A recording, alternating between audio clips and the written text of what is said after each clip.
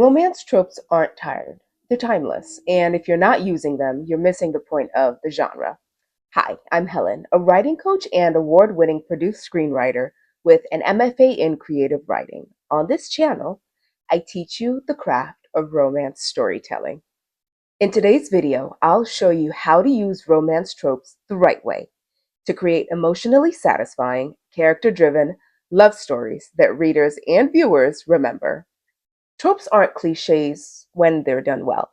They're the emotional architecture that holds up the entire love story.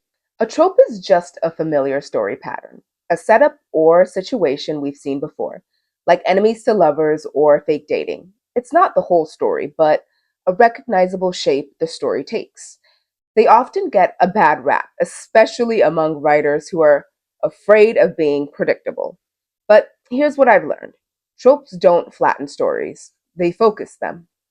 They act like emotional signposts. When you use a trope, you're guiding your readers or viewer toward a specific emotional destination. Whether it's slow burning tension, forbidden longing, or that delicious moment of finally letting go. Think of it like a familiar melody. When we hear the first few notes, we lean in. We're not bored. We're excited for the feelings we know are coming. This clicked for me while I was writing a screenplay of my own. The couple had a very grumpy sunshine dynamic. I kept trying to complicate it, thinking it wasn't fresh enough. But funnily enough, the more I pulled away from the trope, the more generic the story became. When I leaned back into it, really explored what made my characters emotionally guarded and wide open, my story started to breathe. Suddenly, the structure worked because the trope gave me a compass. Let's look at an example. Pride and Prejudice. It's classic enemies to lovers, but what makes it timeless isn't the trope itself, it's the emotional payoff.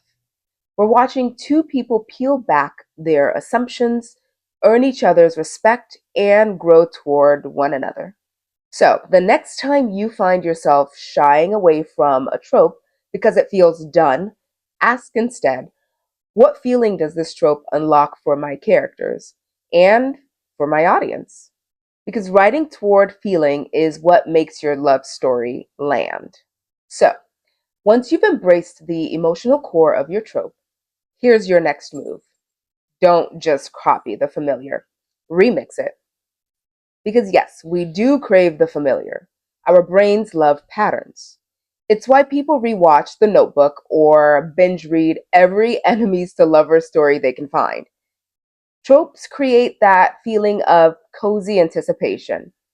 But here's the secret sauce. What keeps readers hooked is the surprise within the structure. They don't want a carbon copy. They want your version of it. Take Call Me By Your Name. At its core, it's a classic summer fling meets age gap romance. We've seen that setup before. But what makes this story linger, what makes it unforgettable, is the deep emotional intimacy layered into the familiar. The way Elio and Oliver circle each other, the slow build, the tenderness, the unspoken ache. And then the ending. It breaks every rule of the trope by denying us a traditional happy ever after. But the emotional payoff is still there because the story delivers on longing, self discovery, and that sharp burn of first love. So, when you're writing your own story, don't be afraid to use a trope your audience already knows. That's not a weakness, it's an invitation.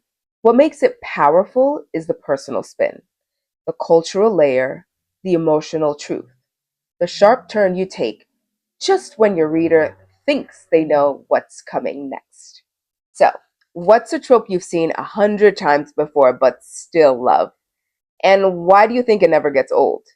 Let me know in the comments below. Now let's dig even deeper because the best tropes don't just entertain. They connect with something raw and real beneath the surface. I'm talking about the psychology of tropes and why they hit us where it hurts, in the best way possible. So we've gone over adding your personal twist to a familiar trope. Let's now go one layer deeper, because why we love these tropes isn't just about story structure. It's about what they unlock emotionally. Behind every trope is a core longing, something your characters are hungry for. Sometimes it's safety, sometimes it's recognition, sometimes it's a second chance to be chosen, seen, forgiven, or loved for who they really are. And that right there is what makes a trope stick. Not the surface setup, but the emotional truth underneath it. Think about enemies to lovers. On the outside, there's lots of banter and tension. But underneath, it's about earning someone's respect. It's about feeling understood by the one person who sees through your mask and pushes past it anyway. That's powerful. Or take fake dating. The fantasy there isn't about, say, proximity. It's about being loved despite your performance, despite the version of yourself you're pretending to be. So before you decide on a trope, ask yourself, what secret ache does this speak to? And how can I reflect that ache in both characters? But what happens when you don't connect the trope to your characters? Well, that's where so many romance stories fall flat.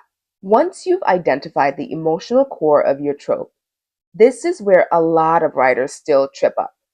They forget to root it in character. A trope isn't a costume to throw on a plot. It has to grow out of who your characters are, what they fear, and what they secretly hope for. Let's take a look at Palm Springs. On the surface, it's a time loop rom-com, a trope we've definitely seen before. But what makes it really work is how the trope reflects the character's emotional stakes.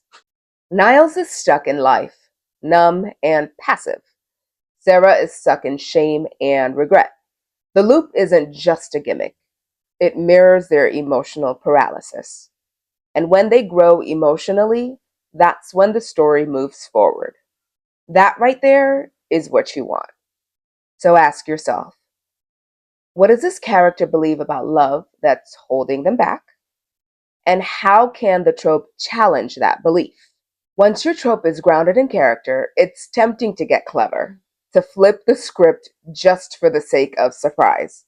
But here's the thing, subversion means nothing without emotion. I see writers try to avoid being cliche by undoing the very thing the trope promises. No kiss, no confession, no payoff. But when you skip the emotional climax, your audience doesn't think, wow, that was so original. They think, wait, where's the moment I came here for? You're not trying to avoid tropes. You're trying to fulfill emotional promises in unexpected ways. So if you're going to flip a trope, do it with feeling. Ask, what emotional promise does this trope make? And what's a surprising but still satisfying way to deliver it? That way, your readers or viewers won't feel totally tricked. So now that we've talked about subverting with purpose, let's zoom out for a second, because tropes aren't just story tools. They're actually relationship tools. Tropes are how we build trust with our audience. They're like a shared language we use to say, I see you, I know what you came here for, and I'm going to take care of your heart.